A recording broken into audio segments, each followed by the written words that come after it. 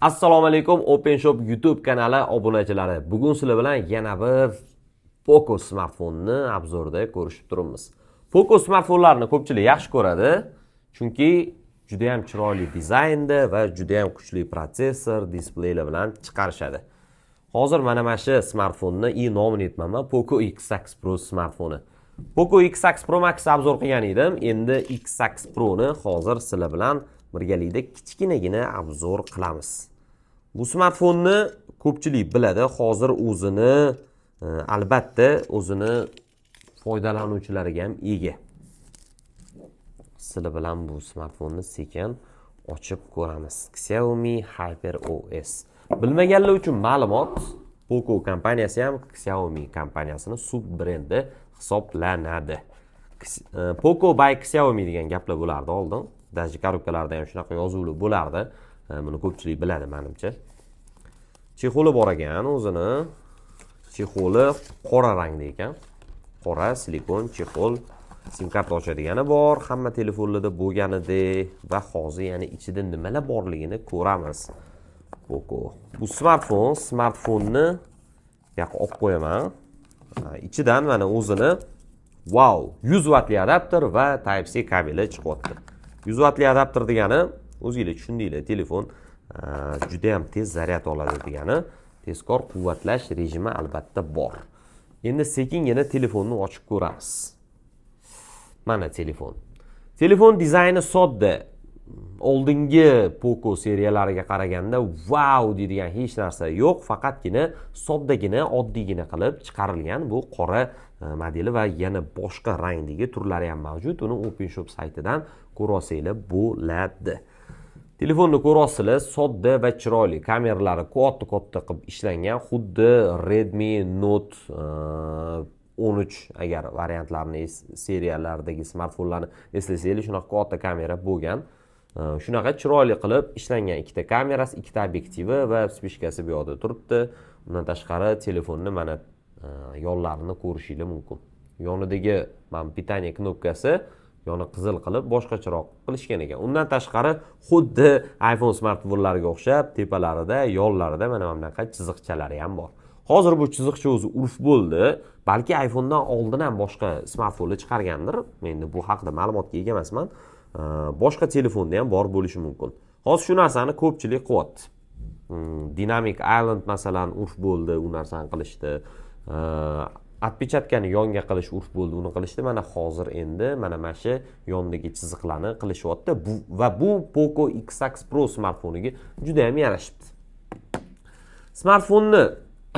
Smartfonni xarakteristikasiga to'xtalib o'tamiz. Bu albatta o'yin o'ynaydigan odamlar uchun bo'lganiga buni birinchi protsessordan boshlaymiz. Protsessorida MediaTek Dimensity 8.5 Ultra chipseti jihozlangan. Bu degani siz har qanaqa telefonni o'yinini bemalol maza qilib o'ynasangiz bo'ladi. Qotmaydi, og'ir grafikalarni ham bemalol ko'taradi, maza qilib o'ynaysiz. Undan tashqari bu telefon o'zi sovutish tizimi ham juda ham kuchli ishlangan. Boshqa telefonga o'xshab yokida X8 X6, X7 larga o'xshab, X7 larga o'xshab emas, to'g'ri X6, X7 larga qaraganda tezroq soviydigan qilib ishlangan telefon hisoblanadi. Endi o'yin o'ynagandan keyin protsessor kerak. Protsessor haqida ma'lumot berdik. Juda ham yaxshi protsessor, Temboli Ultra bo'tdi. Endi so'rashingiz mumkin, batareykachi? Hozir ko'rdik, mana adapteri 100 wattli ekan, tez to'larkan.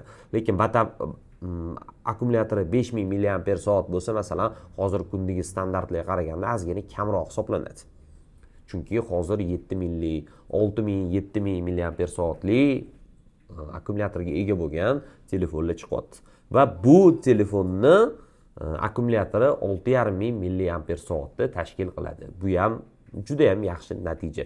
Ya'ni telefon chiroyli, ingichka, unaqa qalin emas, dizayni o'zgacha, juda ham katta emas, lekin shuning ichiga 6500 mAhli akkumulyatorni sig'dirishgan va sizlar 100 wattli tezkor quvvatlovchi adapter orqali buni zaryadga qilasizlar. Undan tashqari ikkita obyektivi bor.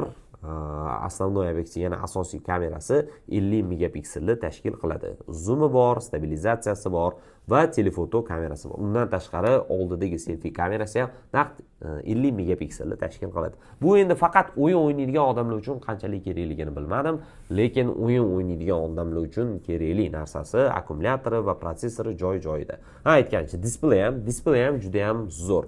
Displey yengillanish chastasi 120 Hz tashkil qiladigan smartfon hisoblanadi. Aynan mana shu X6 Pro smartfoni. Smartfon korobkasidan nimalar chiqishini ko'rsatdim.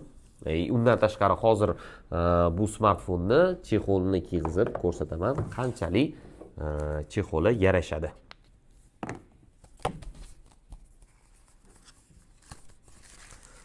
O'zim dokumentlari bor mana albatta. Menimcha hech kim o'qib ko'rmasa kerak smartfonni ichidagi dokumentlarda nimalar yozilganini. To'g'risini aytsam, men 1-2 marta o'qib ko'rganman.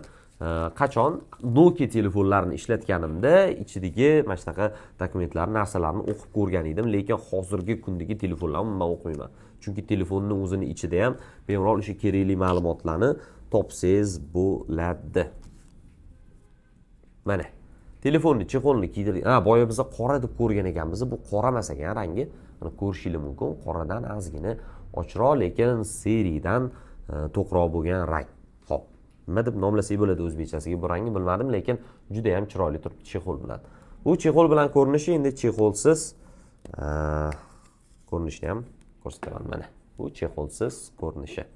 Juda ham chiroyli. Chexolli ham ichlari mana bunaqa liniyali qilingan ekan, sifatliligi bilinib turibdi. Xo'p, 659 dyumli 1.5K bo'lgan ekran, displey yangilanish chastasi aytganimdek 120 Hz tashkil qiladi. Bu sizlarga o'yin o'ynayotganingizda juda ham planli ishlashini va yaxshi tasvirni yetkazib berishini ta'minlab beradi. Xo'p, bu smartfonni xarid qilish uchun nima qilish kerak degan savol tug'ilishi mumkin sizlarda. Aynan shu videoning izohlariga saytimiz silkasini qo'yib qo'yamiz.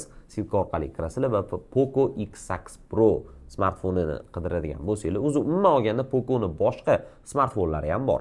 X6 Pro Max bor yokida X6 mana Pro bor va Poconing boshqa arzon modellari ham bor.